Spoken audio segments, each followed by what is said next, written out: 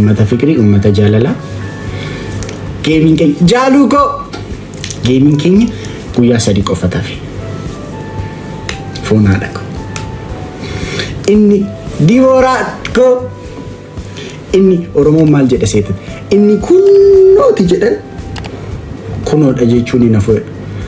waggaa ji'a sadanarraa yaadattu ara maali dharaacheen dheerate ari maali dharaacheen dheerate akkamitti keenya jechaa ture ji'a 3 dur kunoo isa kunnoodha jenne gaming keenya jiini 3 darbee bira geenya immoona fonaadha ko immoona inshallah garmaamu tola sirba ni moona dhugaa rabbi baay'ee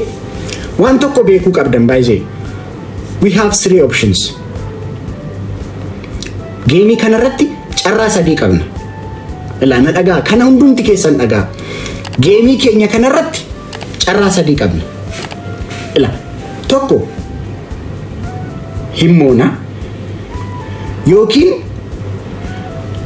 ni moona yookiin yoo hafe ni injifanna rabbi guddaa fonaadha ko amma oromoon gaming keenya dhageenya hin jiru hundu quba qaba baay'ee hundu quba qaba hunduun dhufu namni kuma 100 dhufu meetoo ishiisa akka biyyaatti miti baay'ee akka biyyaatti miti even akka addunyaatti yu top 10 record keessa galla rabbi qabanne dhugaa rabbi sawaan hunda uume isaa caalamoo keessa keenya keessa hammeen hin jiru waan hundu gilsi bishaan dhugaa rabbi asiin deemuun hin jiru achiin deemuun hin jiru baqa gilsi fundura jiru jaaluko isinittan dhaadadha baay'ee ani baay'ee nama tokko geeta nama tokko garuu tridentii saba guddaa waanan ta'eef na cinaa ummanni miliyoona 60 waan jiruuf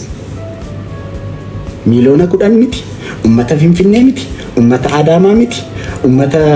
Shaashamannee qofa miti oromoon guutu nafaana waan jiruuf ummata miliyoona 60 dhugaa rabbi tridentii saba guddaa kana ta'e maafan sodaadha isin too jira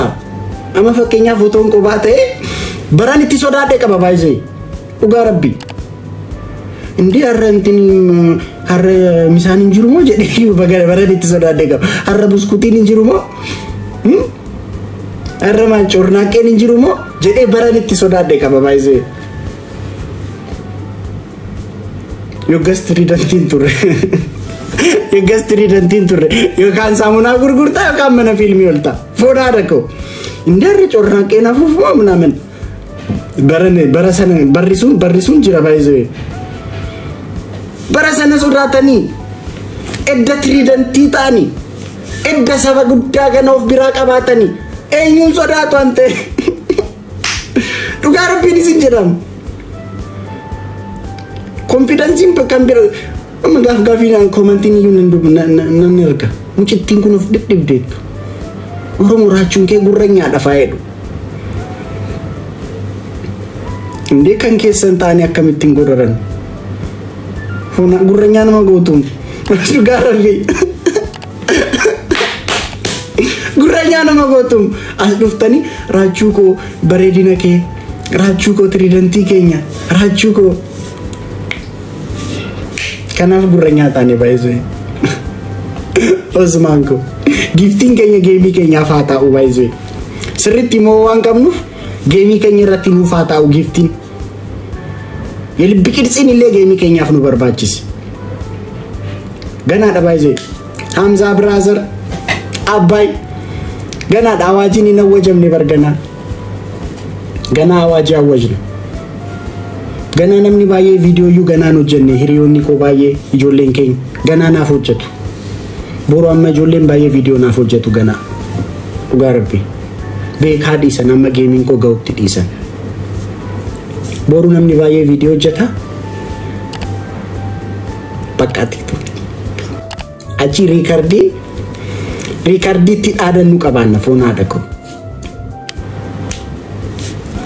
Baay'een isin jaalladha dhugaa rabbi. Naa jiraadhaa, ulfaadhaa. Isin jirtaniif, isin nafaana jirtaniif akkas ta'a. Dhugaa rabbi. Isin nafaana jirtaniif akkas laphee koo akkas garatii kun affee haasa'a. Kan keessan waan ta'eef naa jiraadhaa, baay'een isin jaalladhaa dhugaa rabbi. Amma gastii qaluu dandeessu. Amataa jiddaa dubbadhu maaloo jaalala maadidda mutuluu raayyaa ayyaana baakeetii.